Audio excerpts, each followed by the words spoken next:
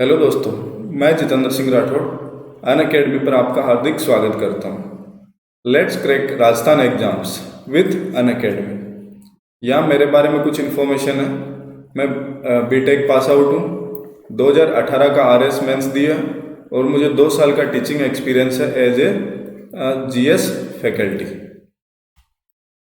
Crack RPSC with India's largest learning platform जो कि है अन अकेडमी। आपको भी पता है कि अन अकेडमी अभी वर्तमान समय का बहुत बड़ा लर्निंग प्लेटफॉर्म है, जहाँ पर बहुत सारे एजुकेटर्स एक ही प्लेटफॉर्म पर आपको मिल जाएंगे और जिसकी वजह से आप कोई भी एग्जाम की तैयारी कर रहे हैं उसको क्रैक कर सकते हैं। अब अन अकेडमी पर कैसे रजिस्टर करें? तो अन अकेडमी पर रजिस्ट्रेशन करने के लिए अन अकेडमी लर्निंग ऐप डाउनलोड करनी पड़ेगी। अन अकेडमी लर्निंग ऐप डाउनलोड करने के बाद आपको ये गेट सब्सक्रिप्शन पे क्लिक करना पड़ेगा। गेट सब्सक्रिप्शन पर क्लिक करने के बाद आपके सामने ये आरपीएससी का जो सब्सक्रिप्शन विंडो है वो ओपन हो जाएगा। ये आरपीएससी का जो सब्सक्रिप्शन विंडो है वो आरपीएससी के थ्रू जितनी भी एग्जाम्स कंडक्ट होती है उनके लिए एप्लीकेबल है, चाहे वो आरएस आरटीएस की हो, चाहे वो पटवार, रीट, मीन्स राजस्थान ओरिएंटेड जितनी भी एग्जाम्स है, चाहे वो कांस्टेबल, एसीएफ, सब के लिए एप्लीकेबल है। तो अन अकेडमी आपको 1 मंथ का भी सब्सक्रिप्शन प्रोवाइड कराती है, 3 मंथ का भी सब्सक्रिप्शन प्रोवाइड कराती है, 6 मंथ का भी सब्सक्रिप्शन प्रोवाइड कराती है, 12 महीने का भी और 24 महीने का भी सब्सक्रिप्शन प्रोवाइड कराती है। मेरा पर्सनली सजेशन आपको ये है कि आप कम से कम 12 महीने का सब्सक्रिप्शन लें। अगर 12 महीने का सब्सक्रिप्शन लेते हो तो आपकी फ़ी है 7,000 रुपये। वहीं आप अगर मेरा promo code JSR live use करते हो तो आपकी फ़ी हो जाएगी 10% डिस्काउंट के साथ 6,300 रुपये। इसी तरह अगर आप 2 साल का सब्सक्रिप्शन लेते हैं तो आपकी फ़ी है 8,400 रुपये। और वहीं आप अगर मेरा promo code JSR live use करते हो तो आपकी फ़ी 10% डिस्काउंट के साथ 7,560 रुपये हो जाएगी। आप अगर अन अकेडमी पर सब्सक्रिप्शन लेते हो तो आपको क्या क्या बेनिफिट्स मिलते हैं? डेली लाइव क्लासेज होंगी, उनमें आप एजुकेटर है उससे चैट कर सकते हो, डिस्कशन है उसमें इंगेज हो सकते हो, जो आपको टॉपिक से रिलेटेड डाउट है वो क्लियर कर सकते हो, और जो आंसर पोल्स हैं उनमें आप पार्टिसिपेट कर सकते हो। स्ट्रक्चर्ड कोर्सेज अन अकेडमी आपको अकॉर्डिंग टू सिलेबस, मतलब जो एग्जाम ओरिएंटेड जो प्रिपरेशन होती है वो प्रोवाइड कराती है। थर्ड है लाइव टेस्ट और क्विजेज। लाइव टेस्ट और क्विजेज के द्वारा आप अपनी तैयारी का एवेल्युएट कर सकते हो, ठीक है। और ये आपको एक डिटेल एनालिसिस भी प्रोवाइड कराती है कि आप अपनी जो तैयारी कर रहे हो वो सही डायरेक्शन में जा रही है या नहीं जा रही, ठीक है। फोर्थ है अनलिमिटेड एक्सेस। अगर आप अन अकेडमी पर एक बार सब्सक्रिप्शन ले लेते हो तो आपको अन अकेडमी लाइव और रिकॉर्डेड कोर्सेज का अनलिमिटेड एक्सेस प्रोवाइड कराती है जितने समय के लिए आप अन अकेडमी का सब्सक्रिप्शन लेते हो, ठीक। तो मेरा आज का टॉपिक है राजस्थान इतिहास में ऐतिहासिक स्रोत। जैसे अपन ने लास्ट क्लास में पढ़ लिया था शिलालेख, ठीक। तो मेरे ये मैं जो टॉपिक करवा रहा हूँ वो मेनली आरएस, प्री, पटवार, कांस्टेबल, रीट, इन सब के लिए बेनिफिशियल है। मैं आरएस मेंस के लिए एक अलग से जो प्लस कोर्स होगा वो प्रोवाइड कराऊंगा, तो आप अपने टेंशन नहीं ले। जो प्लस कोर्स है उसमें आपको ये मेंस के अकॉर्डिंग आपकी तैयारी हो जाएगी, ठीक। तो आज का अपना टॉपिक है राजस्थान सिक्के। तो सिक्कों के अध्ययन को क्या कहते हैं? मुद्रा शास्त्र, ठीक है। तो पहला ऑब्जेक्टिव क्वेश्चन क्या बनता है कि सिक्कों के अध्ययन को क्या कहते हैं? मुद्रा शास्त्र। अब अपन बात करते हैं आहत मुद्राओं के बारे में। आहत मुद्राएं क्या होती है? आहत मुद्राएं प्राकृतिक चिन्ह या इन पर देवी देवताओं के चित्रों का अंकन होता है। मतलब जो कोई भी मुद्रा है उस पर जो चाहे प्राकृतिक यानी पेड़ पौधे पशु पक्षी इनके या फिर देवी देवताओं के चित्र अंकित होते हैं, जिनके कारण इनको आहत मुद्राएं कहते हैं। ये आहत मुद्राएं किसकी बनी होती है? चांदी की बनी होती है।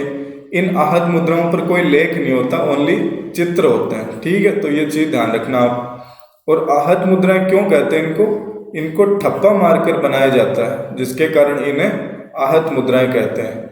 तो पूछ ले कि ठप्पा मारकर बनाए जाने वाली मुद्राओं को क्या कहा जाता है? तो इन्हें आहत मुद्राएं कहा जाता है। ये आहत मुद्राएं नाम किसने दिया? जेम्स प्रिंसेप ने। कब? 1835 ईस्वी में। तो आपसे पूछ ले आहत मुद्राएं या जो ठप्पा मारकर बनाए जाने वाली मुद्राओं को आहत मुद्राएं किसने नाम दिया? जेम्स प्रिंसेप ने। और कब? 1835 ईस्वी में।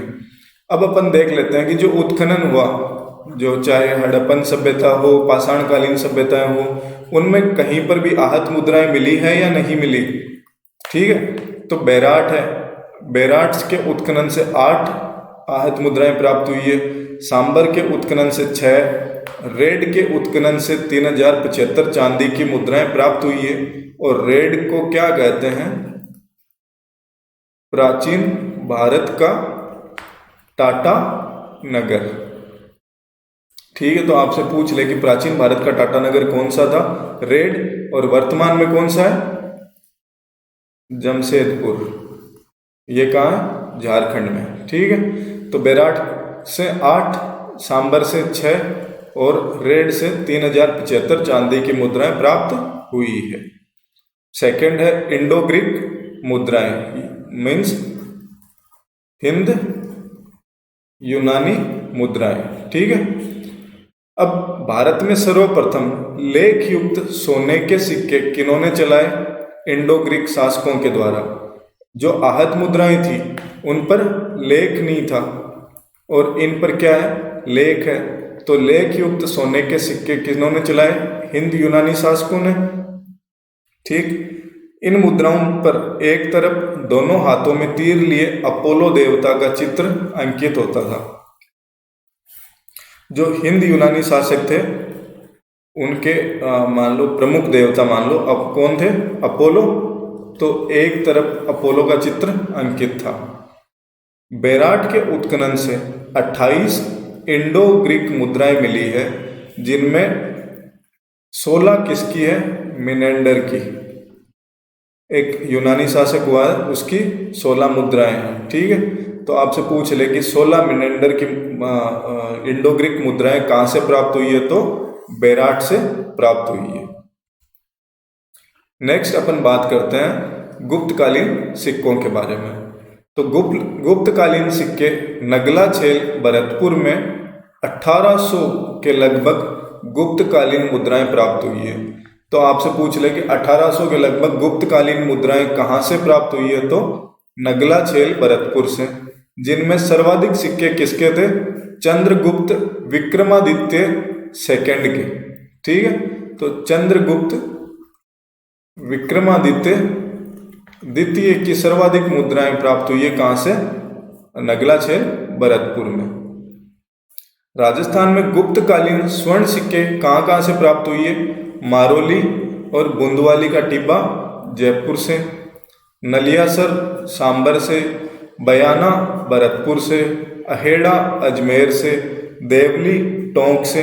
इन स्थानों से गुप्तकालीन स्वर्ण सिक्के प्राप्त हुए हैं। तो पूछ ले निम्न में से कहाँ से गुप्तकालीन सिक्के प्राप्त हुए हैं या नहीं हुए हैं? तो अगर आपको ये लोकेशन पता है तो आप सही कर सकते हो। ठीक, नेक्स्ट है गुर्जर प्रतिहारकालीन सिक्के। इन सिक्कों का निर्माण तांबा मिश्रित चांदी से किया जाता था।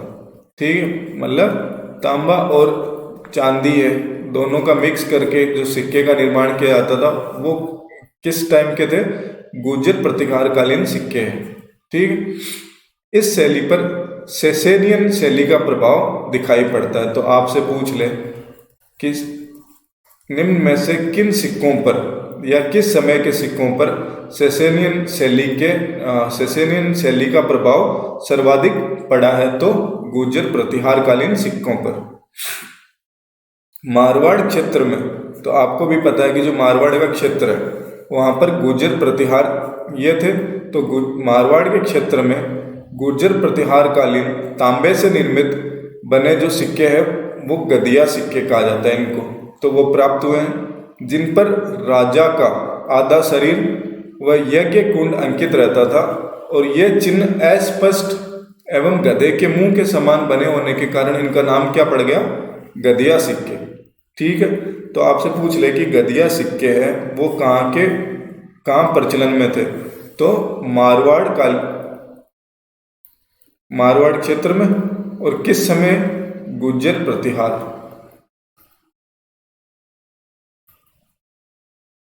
प्रतिहारकालीन सिक्के, और ये तांबा और चांदी के दोनों को मिश्रित बने होते थे। ठीक है, तो गदिया सिक्के को पूछ ले, बता दो। अब अपन बात करते हैं चौहानकालीन मुद्राएं। ठीक है, चौहानों का आपको भी पता है कि सर्वप्रथम अजमेर व जो सांबर के आसपास का क्षेत्र है वहां पर चौहानों ने शासन किया था और यहीं पर इनकी मुद्राएं प्राप्त हुई है।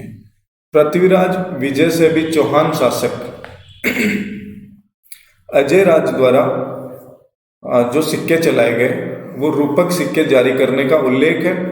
तराइन के द्वितीय युद्ध के पश्चात जो मोहम्मद गोरी है, जो तराइन का द्वितीय युद्ध में मोहम्मद गोरी ने पृथ्वीराज चौहान को परास्त कर दिया था, उस समय की बात है। तो गोरी ने भी चौहान शासकों की तरह देवनागरी में अपना नाम मोहम्मद बिन शाम लिखवाया और उस पर नंदी यानी बैल को भी अंकित करवाया। मतलब एक तरफ तो लिखवा दिया मोहम्मद बिन शाम देवनागरी लिपि में और नंदी का चित्र भी अंकित करवाकर सिक्के चलवाए थे। ठीक है, तो आपसे पूछ, चौहानों ने एक तो अजय राज इसने रूपक सिक्के जो किसके बने होते थे? चांदी के। ठीक है, तो रूपक सिक्कों का प्रचलन करवाया। और दूसरा मोहम्मद गोरी ने मोहम्मद बिन शाम और नंदी को भी अंकित करवाकर सिक्कों का प्रचलन किया था। नेक्स्ट है मेवाड़कालीन सिक्के। मेवाड़कालीन सिक्कों में पहला है स्वरूपशाही सिक्के। ये महाराणा स्वरूप सिंह के द्वारा सोने व चांदी के गोलाकार सिक्के होते थे। तो स्वरूपशाही यानी स्वरूप से नाम हो जाएगा कि भाई हाँ स्वरूप सिंह ने प्रचलित करवाया था। प्लस एक चीज याद ध्यान रखना है, ये गोलाकार होते थे और किसके बने होते थे? सोने और चांदी के। ये चीज ध्यान रखना, सोने व चांदी के गोलाकार सिक्के किसके द्वारा? स्वरूप सिंह के द्वारा। नेक्स्ट है फतेहशाही सिक्के। अब नाम से ही पता चल रहा है फतेहशाही, तो फतेह सिंह के देहांत के बाद जो गोलाकार सिक्के चले जिनकी डलाई कहाँ हुई थी? कलकत्ता में। ठीक है, उन्हें फतेहशाही सिक्के कहा जाता है। तो स्वरूपशाही सिक्के का प्रचलन कहाँ था? मेवाड़ में। फतेहशाही सिक्कों का प्रचलन कहाँ था? मेवाड़ में। नेक्स्ट है भोपालशाही सिक्के। भोपालशाही यानी भोपाल सिंह, तो ये भोपाल सिंह के द्वारा तांबे के जो सिक्के प्रचलन करवाए गए मेवाड़ में उनको भोपालशाही सिक्के कहते हैं। और अब अपन देखते हैं कि मेवाड़ में जो प्रचलित तांबे के सिक्के थे उनके अलग अलग नाम थे, जैसे त्रिशूलिया, नाथद्वारिया, भिलाड़ी। ठीक है, तो ये ध्यान रखना कि ये सारे किसके सिक्के हैं? तांबे के द्वारा निर्मित सिक्के हैं। और ये कहाँ प्रचलन में थे? ज्यादातर मेवाड़ में। तो मेवाड़ में प्रचलित तांबे के सिक्के त्रिशूलिया, नाथद्वारिया और भिलाड़ी। अब नेक्स्ट बात करते हैं सलूम्बर। तो सलूम्बर ठिकाने का तांबे का सिक्का कौन सा था? पद्मशाही। तो आप ये ध्यान रखना, पद्मशाही कहाँ का फेमस है? मेवाड़ के अंतर्गत ये एक मेवाड़ का घराने का ठिकाना है सलूम्बर। तो सलूम्बर में पद्मशाही सिक्के प्रचलित थे। ठीक है, अब थोड़ा सा रिवाइज कर लेते हैं। जैसे स्वरूप सिंह के द्वारा, मेवाड़ फतेहशाही फतेह सिंह के द्वारा, भोपालशाही भोपाल सिंह के द्वारा, और मेवाड़ में प्रचलित तांबे के सिक्के त्रिशूलिया, नाथद्वारिया, भिलाड़ी। ठीक है, और सलूम्बर पद्मशाही सिक्के। अब मेवाड़ में बात करते हैं जो शाहपुरा के सोने चांदी के सिक्के थे उनको क्या बोलते हैं, ग्यारसंदा। और जो तांबे के सिक्के हैं उनको मादोशाही। ठीक है, जो सोने चांदी के सिक्के ग्यारसंदा कहाँ के, शाहपुरा के। और जो तांबी के सिक्के हैं उनको मादोशाही सिक्के कहते थे। प्रतापगढ़ के जो सिक्के थे उनको शालीम शाही सिक्के कहते थे। बांसवाड़ा के शासक लक्ष्मण सिंह ने सोने चांदी और तांबे के सिक्के चलाए, किस नाम से, लक्ष्मण शाही नाम से। ठीक है, तो ये पता नाम से ध्यान रह जाएगा कि बांसवाड़ा के शासक लक्ष्मण सिंह के द्वारा चलाए गए सिक्के, किसके, गोल्ड, सिल्वर और कॉपर। ठीक। अब मेवाड़ के, कभी कभी पूछ लेते हैं कि मेवाड़ के जो स्वर्ण सिक्के हैं उनको किस नाम से जाना जाता है, तो इनको चांदोड़ी के नाम से जाना जाता है। तो चांदोड़ी क्या है, मेवाड़ के स्वर्ण सिक्के। ठीक है, तो अब थोड़ा सा मेवाड़ वाला देख लो। जैसे स्वरूप शाही सिक्के मेवाड़, फतेह शाही, भोपाल शाही, सलुम्बर ठिकाने का तांबे का सिक्का पद्म शाही, शाहपुरा के जो सोने चांदी के सिक्के हैं वो ग्यारसंदा, तांबे के सिक्के हैं वो मादोशाही, प्रतापगढ़ के सिक्के हैं वो शालीम शाही, बांसवाड़ा के सिक्के सोने चांदी के सिक्के लक्ष्मण शाही जो राजा लक्ष्मण सिंह के द्वारा चलाए गए थे। और जो मेवाड़ के स्वर्ण सिक्के हैं उनको चांदोड़ी के नाम से जाना जाता है।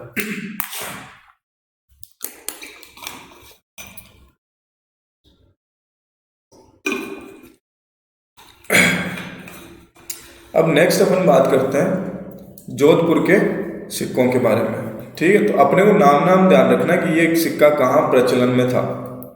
गजशाही सिक्के जोधपुर में महाराजा गज सिंह के द्वारा।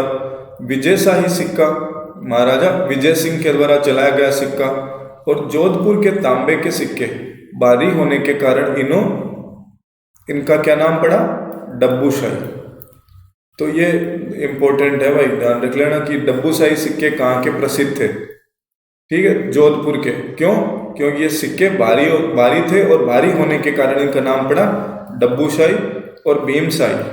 ठीक है, तो जोधपुर के गजशाही, विजय शाही और जोधपुर के जो सिक्के भारी होने के कारण उनका नाम पड़ा डब्बू शाही और भीम शाही।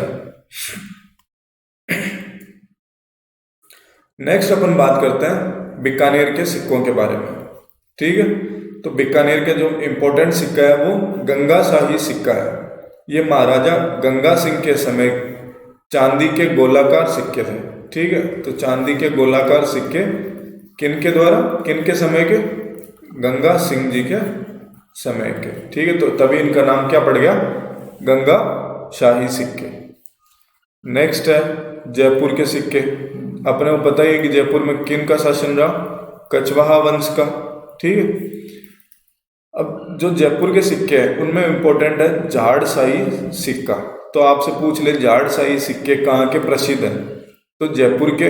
और इनको झाड़ क्यों नाम दिया, 6 टहनियों वाले झाड़ का अंकन होने के कारण इनको झाड़शाही सिक्के कहते हैं। जैसे सिक्का है उस पे 6 टहनियों वाले झाड़ का अंकन था, तो उसकी वजह से इनको झाड़शाही नाम दिया गया। ठीक है, 6 टहनियों वाले झाड़ के अंकन होने के कारण इनका नाम क्या पड़ा, झाड़शाही। नेक्स्ट है माधोशाही सिक्के। माधो सिंह के सिक्कों को हाली सिक्का भी कहा जाता है और इन पर शाह आलम बहादुर का नाम भी अंकित था। तो ये माधोशाही सिक्के हैं। तो आपसे पूछ ले कि जयपुर के ऐसे कौन से सिक्के हैं जिन पर शाह आलम बहादुर का नाम अंकित था, तो माधोशाही सिक्कों पर। ठीक है, अब नेक्स्ट है कोटा के सिक्के। कोटा के मदन शाही सिक्के जो चांदी निर्मित थे। ठीक है, तो मदन शाही कहाँ के फेमस है, कोटा के। और ये किसके बने होते थे, चांदी के। ठीक, नेक्स्ट है जैसलमेर के सिक्के। जैसलमेर के सिक्कों में सबसे इम्पोर्टेंट कौन सा? अक्केशाही सिक्का। ठीक है, तो ये अपने को नामना में ध्यान रखना। कई बार पूछ लेते हैं कि जयपुर निम्न में से कौन सा सिक्का है जो जयपुर में निर्मित नहीं था, ठीक है, या फिर जयपुर में प्रचलित नहीं था, और वहां ऑप्शन में आ जाए अक्केशाही। तो अपने को पता है कि अक्केशाही है वो कहाँ है, कहाँ प्रचलन था? जैसलमेर में। तो अपन क्वेश्चन को देखते ही मतलब आप करेक्ट कर सकते हो। ठीक है, तो अक्केशाही सिक्के महाराज अक्के सिंह के द्वारा चलाए गए चांदी के सिक्कों को अक्केशाही सिक्के कहते थे। ठीक है, अलवर के सिक्के रावशाही सिक्के। ठीक है, क्योंकि अलवर है वो किन की रियासत थी? नरकाओं की, और यहाँ पे जो रावशाही सिक्के प्रचलन में थे। धौलपुर के सिक्के, अब धौलपुर तमंचा शाही सिक्के, धौलपुर यूपी बॉर्डर पर है और धौलपुर की साइड में तमंचे पे आपको पता ही है तमंचा बहुत इजीली अवेलेबल हो जाता है, तो उस हिसाब से याद रख सकते हो आप। और ये जो धौलपुर के सिक्के थे इन पे तमंचा, ठीक है, तमंचा आप सबको पता ही है, उसका निशान है वो अंकित होता था, इसकी वजह से ये इनका तमंचा नाम पड़ा। नेक्स्ट है फदिया सिक्के। चौहानों के बाद से 1540 ईस्वी तक की अवधि तक प्रचलित स्वतंत्र मुद्राएं कौन सी थी? फदिया सिक्के। तो आपसे पूछ ले कि फदिया सिक्के कौन से थे या किस समय प्रचलित में आए, तो चौहानों का 1301 ईस्वी में जो हमीरदेव चौहान रणथंभौर का शासक, या फिर आप ऐसे याद रख सकते हो कि 1192 ईस्वी में पृथ्वीराज चौहान तराइन के द्वितीय युद्ध में परास्त हो गए थे मोहम्मद गौरी से। तो उसके बाद से लेके 1540 ईस्वी तक की अवधि तक प्रचलित जो स्वतंत्र मुद्राएं थी उनको क्या नाम, किस नाम से जाना जाता था? फदिया सिक्कों के नाम से जाना जाता था। ठीक है, नेक्स्ट है मुगल प्रभाव वाले सिक्के। तो क्वेश्चन ये बनता है कि निम्न में से किन सिक्कों पर मुगल प्रभाव था या नहीं था? ठीक है, आजकल दोनों टाइप के क्वेश्चन बनते हैं कि नहीं या फिर था या है।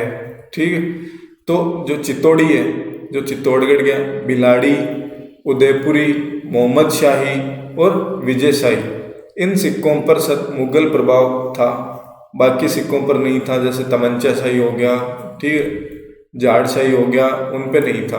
बाकी ये चित्तौड़ी, भिलाड़ी, उदयपुरी, मोहम्मद शाही, विजय शाही, इन सिक्कों पर मुगल प्रभाव था। नेक्स्ट है ब्रिटिश प्रभाव वाले सिक्के। स्वरूप शाही, गंगा शाही, डूंगर शाही, आलम शाही। ये पता ही आपको मेवाड़ में स्वरूप सिंह के द्वारा, ये बीकानेर, ये डूंगर शाही, डूंगरपुर, आलम शाही। ठीक है, अंग्रेजों ने टकसाल खोलने की स्वीकृति सर्वप्रथम किसे दी थी? जयपुर रियासत को। ठीक है, जयपुर राज्य को। तो आपसे पूछ ले कि भाई हाँ अंग्रेजों ने टकसाल खोलने की, टकसाल आपको पता ही होगा, जहां पर सिक्कों के जो ढालने का काम होता है ना, उसको क्या बोलते हैं? टकसाल कहा जाता है। ठीक है, जो सिक्कों के ढलाई का कार्य जहाँ किया जाता है उसे टकसाल। और राजस्थान में सर्वप्रथम स्वीकृति किसे दी गई थी? जयपुर राज्य को। ठीक है, तो सिक्कों में कोई दिक्कत, अगर कोई दिक्कत भी होगी तो आप कमेंट सेक्शन में आप बता सकते हो, वहां पे आपको रिप्लाई कर दिया जाएगा। नेक्स्ट अपन बात करते हैं साहित्य के बारे में। जो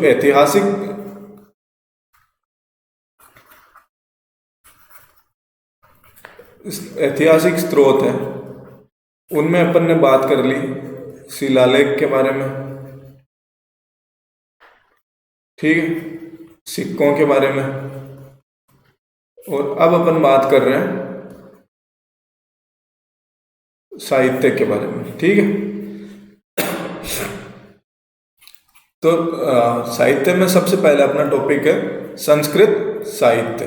ठीक है, तो आप अपन देख सकते हो इससे कि मैंने एकदम पूरा इनका डिवाइड किया है कि कौन कौन से संस्कृत साहित्य है, हिंदी साहित्य, राजस्थानी, आधुनिक। तो पहले अपन देखते हैं संस्कृत साहित्य में अमीर महाकाव्य। अमीर महाकाव्य किसका लिखा ग्रंथ है, या इस साइड तो है लेखकों के नाम, ठीक है, लेखक बोल सकते हो या फिर रचयिता बोल सकते हो उनके नाम, और उस साइड है जो चाहे साहित्य या फिर ग्रंथ जो भी है, ठीक। तो हमीर महाकाव्य नयनचंद्र सूरी, अजितोदय जगजीवन भट्ट। ये जगजीवन भट्ट कौन थे? जोधपुर नरेश अजीत सिंह के दरबारी विद्वान थे, और इन्होंने अजितोदय नाम से एक ग्रंथ लिखा जिसमें कि पूरी जो विजय विरुद्ध उपलब्धियां उनका वर्णन किया गया है। नेक्स्ट है अमर काव्य वंशावली। इन्होंने इन किसके द्वारा लिखी गई है? ये रणछोड़ भट्ट तेलंग के द्वारा, और इसमें बप्पा रावल से लेकर राज सिंह अर्थात मेवाड़ जो रियासत थी उनकी उपलब्धियों या फिर आप बोल सकते हो वंशावली का वर्णन है, ठीक है। नेक्स्ट है राज विनोद। राज विनोद का रचयिता है सदाशिव बीकानेर नरेश, कल्याणमल के आश्रित कवि थे, और उनके द्वारा ये राज विनोद ग्रंथ लिखा गया है। एकलिंग महात्म्य ये कुंभा और कान्य व्यास के द्वारा लिखा गया है। मतलब इसकी स्टार्टिंग है वो किसने करी थी?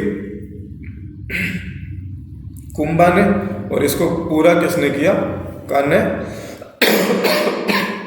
सॉरी आज तबीयत थोड़ी खराब है तो उसकी वजह से। नेक्स्ट है राजवल्लभ।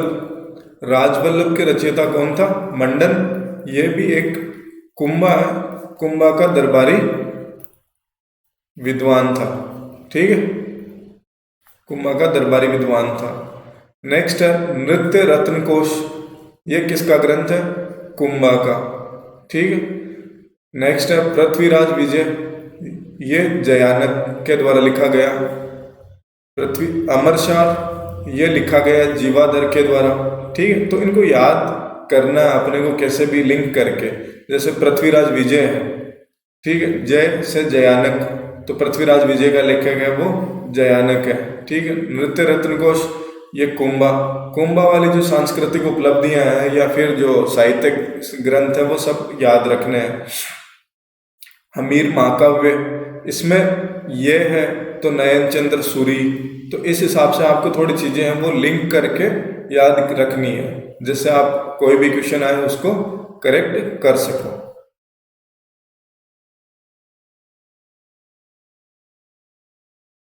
नेक्स्ट है राजस्थानी साहित्य। राजस्थानी साहित्य में अपन बात करेंगे मुंडियारी ख्यात। तो अपन ने देखी होगी कि ये ख्यात, वंशावली, ये सारी चीजें क्या है? तो जो राजा के दरबारी विद्वान थे या कवि थे, ठीक है, वो राजा के मान सम्मान में जो रचनाएं करते थे उनको ख्यात बोलते थे। वंशावली जो रियासत थी उनके शासकों का जो पदानुक्रम था, मतलब प्रथम ये शासक हुआ, फिर ये, फिर वो, तो उनके वंशावली जो लिखते थे वो वंशावली होगी, ठीक है। जैसे मुंडियारी ख्यात ये किसने लिखा? चारण ने। और इसमें क्या है मुंडियारी ख्यात में? ये मारवाड़ के राठौड़ों की ख्यात है, ठीक है। नेक्स्ट है नैणसीरी ख्यात। ये किसने लिखा है? मुहणोत नैणसिंह ने, और मुहणोत नैणसी को मुंशी देवी प्रसाद ने।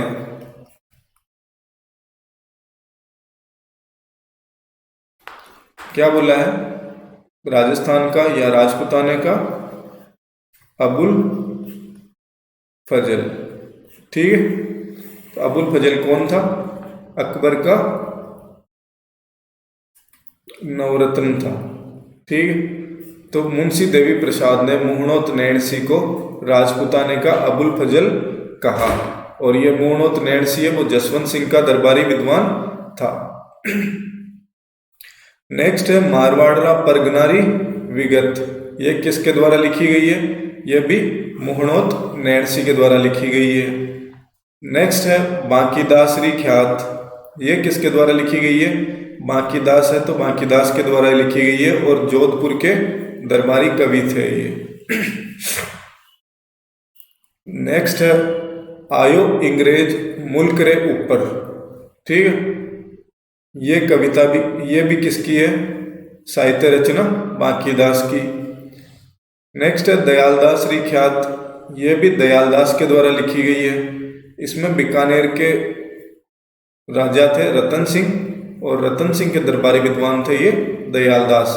तो कई बार ये क्वेश्चन बन सकता है कि दयालदास है वो किस रियासत से संबंधित है, तो आप बता सकते हो कि दयालदास है वो बीकानेर रियासत से संबंधित दरबारी विद्वान या कवि थे। अचलदास खिचीरी वचनिका, ये किसकी रचना है? खिड़िया जग्गा की। ठीक है, तो खिड़िया जग्गा की रचना कौन सी है? अचलदास खिचीरी वचनिका। नेक्स्ट है राजविलास। राजविलास किसकी रचना है? कवि मान की रचना है। कानड़ दे प्रबंध, ये किसके द्वारा लिखा गया है? पद्मनाभ के द्वारा। और इसमें जो जालोर का शासक कानड़ दे और अलाउद्दीन खिलजी के मध्य जो युद्ध हुआ उसका वर्णन है किसमें? कानड़ दे प्रबंध में। और किसकी रचना है ये? पद्मनाभ की रचना है। नेक्स्ट है सूरज प्रकाश। सूरज प्रकाश किसकी रचना है? कर्णिदान की। और इसमें किसका उल्लेख है? जोधपुर के राठौड़ों का उल्लेख है। तो सूरज प्रकाश किसकी रचना? कर्णिदान, कानड़ दे प्रबंध पद्मनाभ की। ठीक है, राजविलास कविमान, अचलदास खिचीरी वचनिका, खिड़िया जग्गा, दयालदास री ख्यात बीकानेर के दयालदास के द्वारा और बीकानेर के राजा रतन सिंह के दरबारी कवि थे। आयो इंग्रेज मुल्क रे ऊपर बांकीदास, मारवाड़रा परगना री विगत मुहनोत नैणसी, नैणसी री ख्यात मुहनोत नैणसी, मुंडियार री ख्यात और चारण। इन साहित्यिक रचनाओं को एक बार क्या है कि आप थोड़ा ढंग से पढ़ना।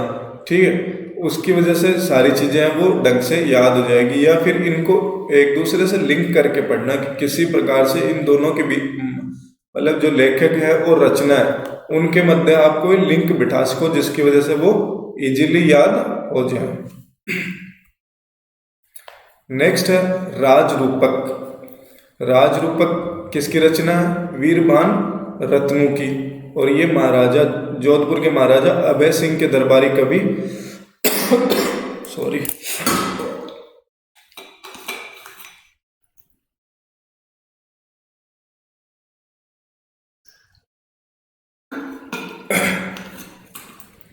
तो राजरूपक किसकी रचना है? वीरभान रत्नू की। ये जोधपुर के महाराजा अभय सिंह के दरबारी कवि थे। नेक्स्ट है गुणरूपक।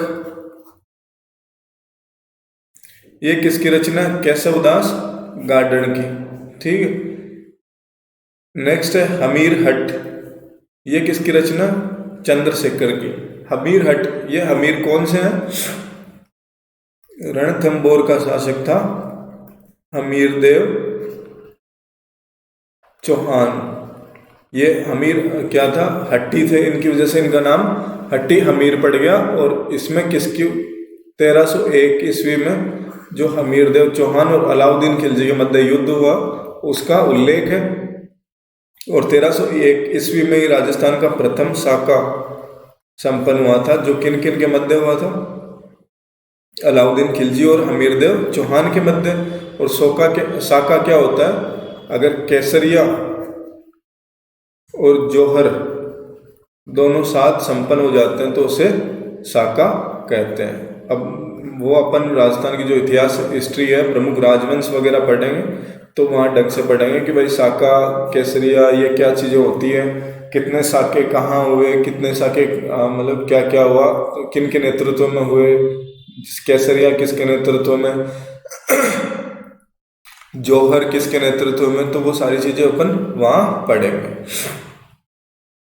नेक्स्ट है हमीर रासो। हमीर रासो जोधराज के द्वारा। ठीक, बिसल देव रासो नरपति नाल के द्वारा लिखा गया। खुमान रासो दलपत विजय के द्वारा लिखा गया। विजयपाल रासो नल सिंह के द्वारा लिखा गया। और ये विजयपाल है यादव वंश जो था, यादव वंश का शासन कहाँ था? करौली में, और करौली के जो शासक हुए विजयपाल, तो उनकी उपलब्धियों और जो उनके विरुद्ध थे उनके बखान किया गया इसमें। नेक्स्ट है पृथ्वीराज रासो। अब ये पृथ्वीराज रासो अपने को पता ही है कि किसके बारे में, पृथ्वीराज चौहान तृतीय के बारे में, जो अजमेर का शासक हुआ, और मोहम्मद गोरी के परास्त होने के पश्चात मोहम्मद गोरी ने अपने साथ गजनी ले गया, जहाँ इनकी हत्या कर दी। तो इसके बारे में जो मोहम्मद चंद्र बरदाई है, तो चंद्र बरदाई का ये प्रमुख ग्रंथ है जिसमें पृथ्वीराज चौहान की उपलब्धियों का वर्णन किया गया है। पृथ्वीराज चौहान के जो उनकी कहानी कथाओं का वर्णन किया गया है, और किसके द्वारा लिखा गया है, चंद्र बरदाई के द्वारा लिखा गया है।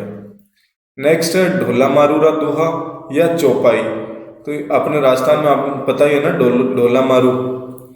तो ढोला मारूरा दोहा या चौपाई किसके द्वारा लिखी गई है, कवि कल्लोल या इसको बोलते हैं कुशल लाभ, इसके द्वारा लिखी गई है। तो ढोला मारूरा दोहा किसके द्वारा, कवि कल्लोल के द्वारा। हाला झालारी कुंडलियां ये किसके द्वारा लिखी गई है, ईसरदास बारठ के द्वारा। ठीक है, हाला झालारी कुंडलियां ईसरदास बारठ के द्वारा लिखी गई है। बेली किशन रुक्मणीरी पृथ्वीराज राठौड़ के द्वारा। पृथ्वीराज राठौड़ कौन थे, बीकानेर के शासक थे। ठीक है, और इनके द्वारा ये बेली किशन रुक्मणीरी लिखी गई है। ठीक है, और इसी बेली किशन रुक्मणी को 5वां पुराण और 19वां वेद भी कहा जाता है। और ये किसके द्वारा लिखा गया है, पृथ्वीराज राठौड़। इनका संबंध कहाँ से है, बीकानेर रियासत से। ठीक है, तो ये इंपॉर्टेंट है, ये ध्यान रखना भाई।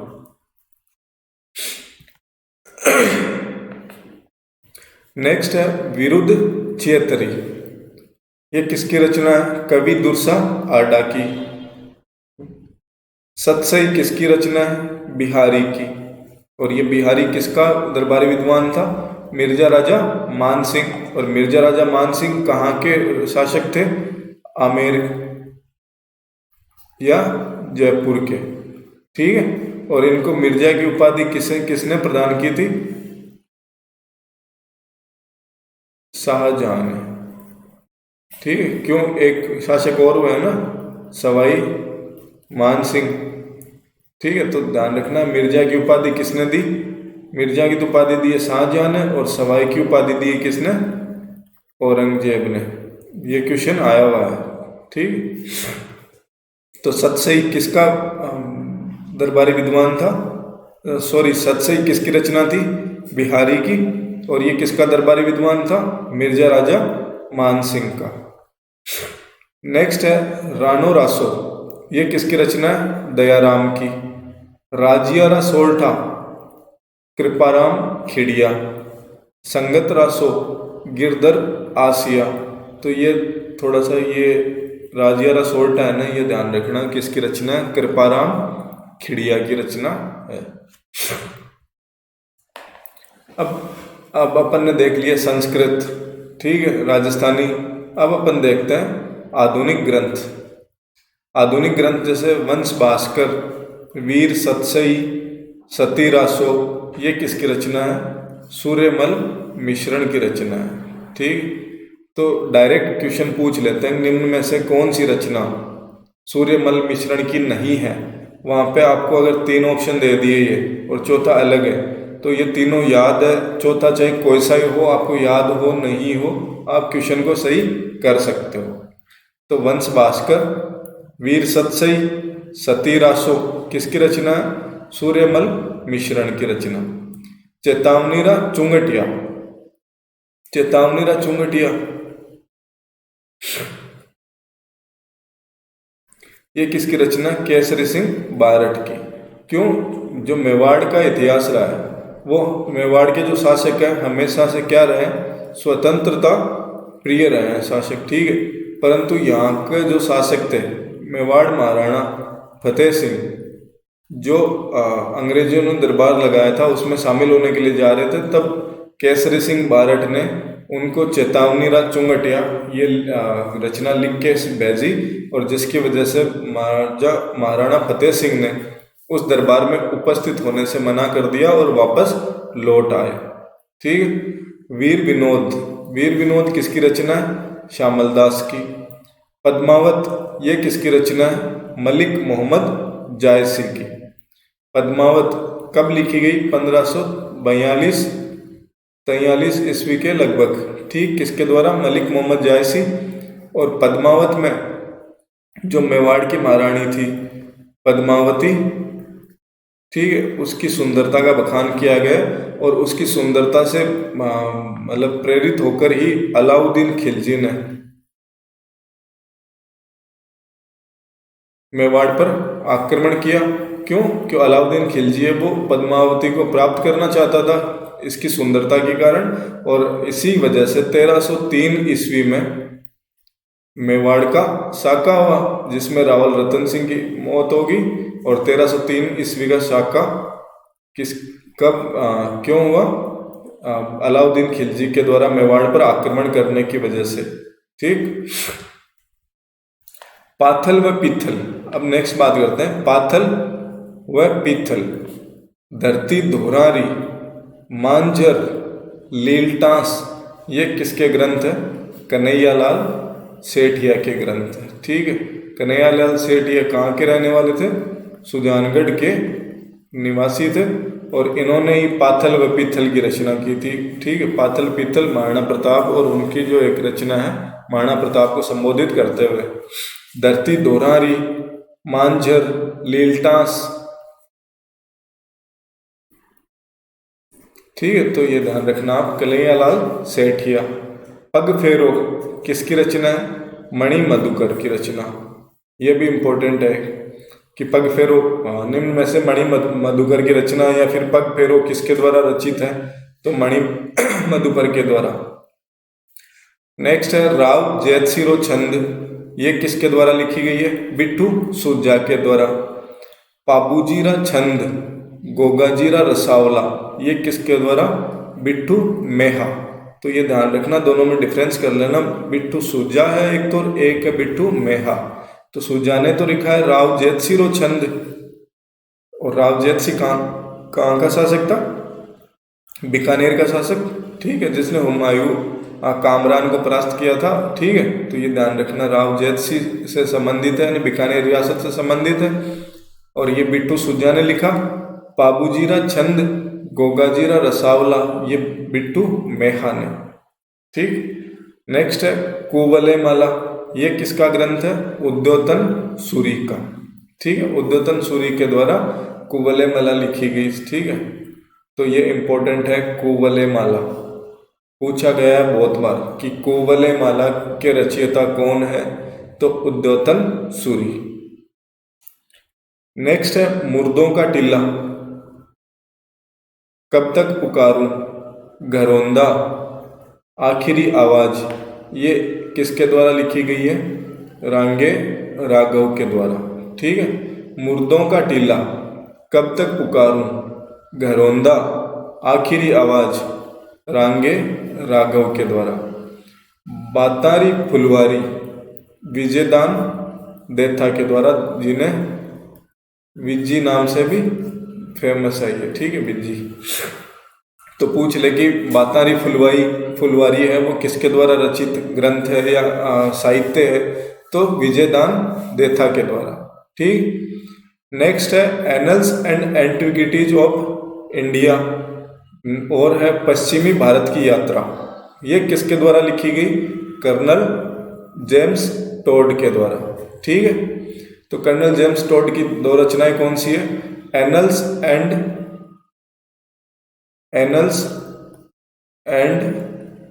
एंटिक्विटीज ऑफ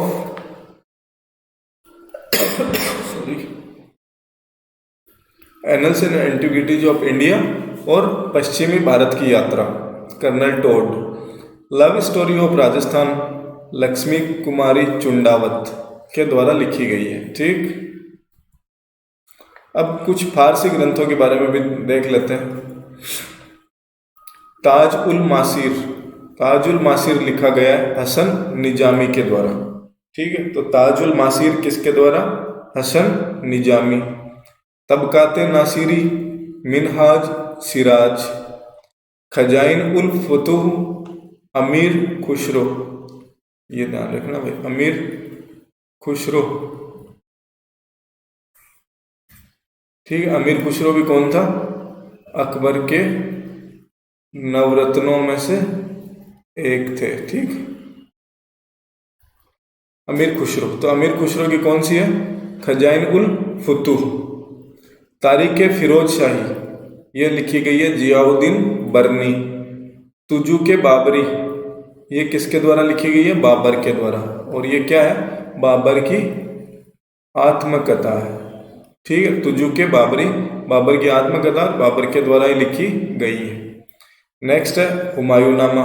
हुमायूंनामा किसके द्वारा लिखी गई? गुलबदन बेगम के द्वारा, और ये हुमायूं की बहन थी।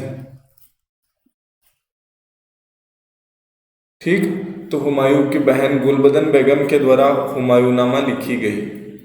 तज़किरात उल वाक़ियात, जोहर आफ्ताबची।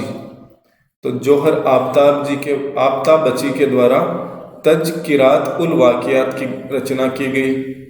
अकबरनामा, ये किसकी रचना है? अबुल फजल, और अबुल फजल भी अकबर के नवरत्नों में से एक था। ठीक है, और अकबरनामा है वो 5 भागों में विभाजित है। ठीक, तो अबुल फजल अकबरनामा लिखा गया। ठीक, नेक्स्ट है आईन अकबरी। आईन अकबरी भी अबुल फजल की रचना है। मुंतखब उल तवारिक, मुंतखब उत तवारिक, अब्दुल कादिर बदायूनी। ठीक है, अब्दुल कादिर बदायूनी की रचना है मुंतखब उल तवारिक।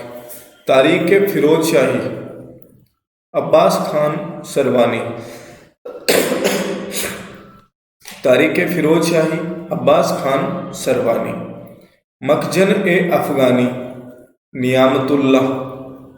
ठीक है, तुजू के जहांगीरी, जहांगीर के द्वारा लिखी गई है।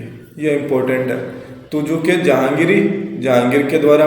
इसके नाम से पता चल रहा है किसने लिखा होगा। नेक्स्ट है बादशाह नामा। ये अब्दुल हामिद लाहौरी के द्वारा लिखी गई है। वाक़या राजपुताना, मुंशी ज्वाला सहाय के द्वारा लिखी गई। तारीख राजस्थान, अब्दुल्ला फरहती के द्वारा लिखी गई है। ठीक,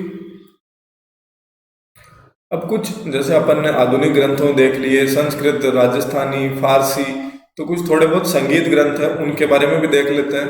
ठीक,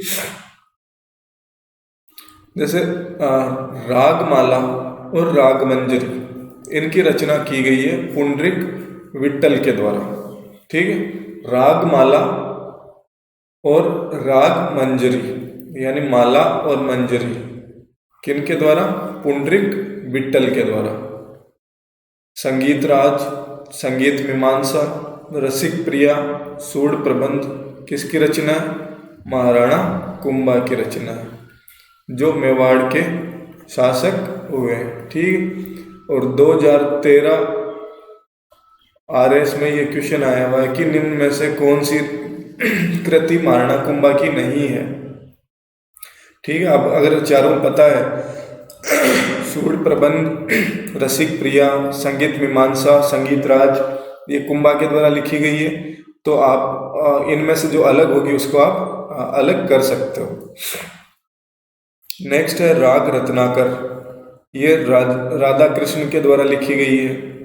राधा गोविंद संगीत सार, ठीक है, ये लिखी गई है ब्रजपाल भट्ट के द्वारा। संगीत राज कल्पद्रुम कृष्णानंद व्यास के द्वारा। अनूप संगीत विलास पंडित भावभट्ट के द्वारा। ब्रजनिधि ग्रंथावली सवाई प्रताप सिंह के द्वारा। सवाई प्रताप सिंह है वो आमेर या फिर इसको भी वर्तमान में जयपुर रियासत के कछावा वंशी राजा थे, जो अपनी कविताएं थे या ग्रंथ थे वो ब्रजनिधि के नाम से लिखते थे। तो इनको ब्रजनिधि के नाम से जो काव्य रचना करते थे वो कौन शासक थे? सवाई प्रताप सिंह। और तो ब्रज नदी ग्रंथावली किसकी रचना है? सवाई प्रताप सिंह की रचना।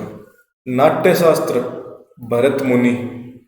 ठीक है, ये इंपॉर्टेंट है। नाट्य शास्त्र किसकी रचना? भरत मुनि। गीत गोविंद संगीत सार जयदेव की रचना। संगीत रत्नाकर सारंग देव की रचना। ठीक है, तो संगीत रत्नाकर किसकी रचना है? सारंग देव की रचना है। अब कुछ थोड़े बहुत इंपॉर्टेंट तथ्य भी है, जैसे जॉर्ज अब्राहम गियर्सन है, इन्होंने 1912 ईस्वी में लिंग्विस्टिक सर्वे ऑफ इंडिया नामक ग्रंथ की रचना की थी। ठीक है, कौन सा? लिंग्विस्टिक सर्वे ऑफ इंडिया, और जिसमें इन्होंने राजस्थान की भाषा के लिए राजस्थानी शब्द का सर्वप्रथम प्रयोग किया था। तो आपसे पूछ ले कि राजस्थानी भाषा के लिए राजस्थानी शब्द का सर्वप्रथम प्रयोग किसने किया? जॉर्ज अब्राहम गियर्सन ने। ठीक है, कब? अपने कौन से ग्रंथ में? लिंग्विस्टिक सर्वे ऑफ इंडिया में 1912 ईस्वी में। नेक्स्ट है शिवचंद भरतिया। इन्होंने राजस्थानी, आधुनिक राजस्थानी का भारतेंदु हरिश्चंद्र कहा जाता है। तो आपसे पूछ ले कि आधुनिक राजस्थानी साहित्य का भारतेंदु हरिश्चंद्र किसे कहा जाता है? तो आप बता सकते हो शिवचंद्र भरतिया को। और इनके द्वारा रचित केसर विलास राजस्थानी का सबसे पहला नाटक है। तो पूछ ले आपसे कि राजस्थानी में प्रथम नाटक कौन सा है? केसर विलास किसके द्वारा रचित है? शिवचंद्र भरतिया के द्वारा रचित है। ठीक है, तो शिवचंद्र भरतिया आधुनिक राजस्थानी का भारतेंदु हरिश्चंद्र और इनके द्वारा रचित केसर विलास राजस्थानी का प्रथम नाटक है। राजस्थानी में प्राचीनतम रचना कौन सी है? भरतेश्वर बाहुबली गौर किसके द्वारा लिखी गई? वज्रसेन सूरी के द्वारा। नेक्स्ट है संवतो उल्लेख वाली प्रथम राजस्थानी रचना भरत बाहुबली रास। ठीक है, भरतेश्वर बाहुबली गौर तो क्या है? प्राचीनतम रचना। और नेक्स्ट है संवतोल्लेख वाली प्रथम राजस्थानी रचना भरत बाहुबली रास शालिभद्र सूरी के द्वारा।